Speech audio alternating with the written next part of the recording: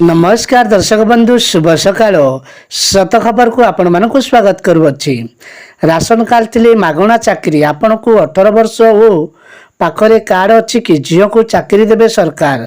हाँ दर्शक बंधु, बेरोजगार युवती मानक रोजगार जोगाई देवा लक्ष्य सरकारी और बेसरकारी संस्था गुड़िक आग को आसुचंती।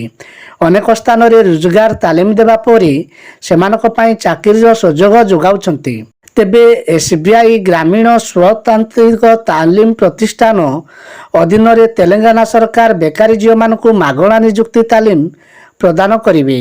महिला मानक टेलर, ब्यूटी पार्लर एवं क्राफ्ट काम रे तालीम दिया जिवो बोली सूचना मिली।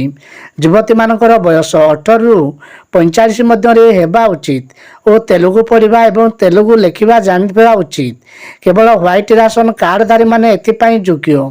आग्रही झील मानक एप्रिल 1 सुधा 4टी passport size photograph, ration card xerox copy, Aadhaar card, bank passbook, शिक्षागत प्रमाणपत्र सहित आवेदन करने को परामर्श दिया जाइछि।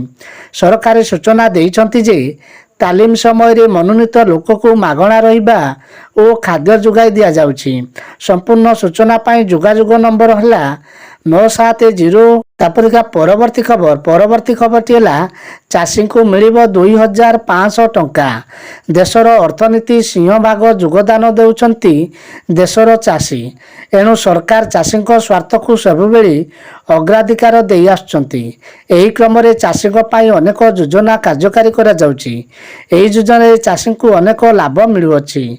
तेणुक यही गुरुत्वपूर्ण खबर देखिबाई आम चैनल सहित जोड़ी दिंतु एवं चैनल को नुआ कर आसते दयाकोरी चैनल टी को सब्सक्राइब कर पाखरे आसुवा बेल आइकन को प्रेस कर रखु। जेकोसी जो टाइम रे आपण बारे यही गुरुत्वपूर्ण खबर आम चैनल माध्यम सर्वप्रथम देखिपारे।